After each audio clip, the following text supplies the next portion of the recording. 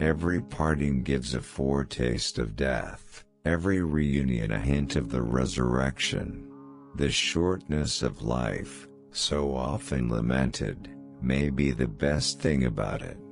To feel envy is human, to savor schadenfreude is devilish.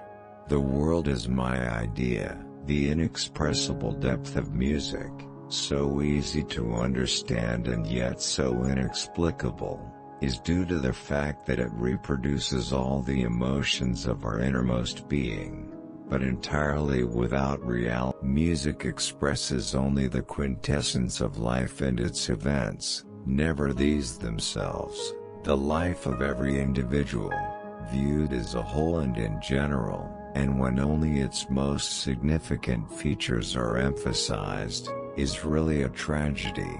But gone through in detail, it has the character of a comedy. Buying books would be a good thing if one could also buy the time to read them. But as a rule, the purchase of books is mistaken for the appropriation of their contents. Pleasure is never as pleasant as we expected it to be, and pain is always more painful. The pain in the world always outweighs the pleasure. If you don't believe it, compare the respective feelings of two animals, one of which is eating the other. Just as one spoils the stomach by overfeeding and thereby impairs the whole body, so can one overload and choke the mind by giving it too much nourishment. For the more one reads, the fewer are the traces left of what one has read. The mind is like a tablet that has been written over and over. Hence it is impossible to reflect, and it is only by reflection that one can assimilate what one has read. If one reads straight ahead without pondering over it later, what has been read does not take root, but is for the most part lost.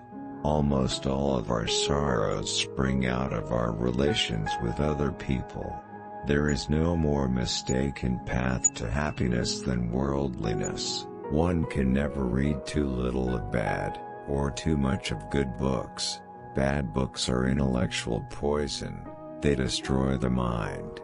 In order to read what is good, one must make it a condition never to read what is bad, for life is short, and both time and strength limited. If we were not also interested in ourselves, life would be so uninteresting that none of us would be able to endure it. We seldom think of what we have, but always of what we lack.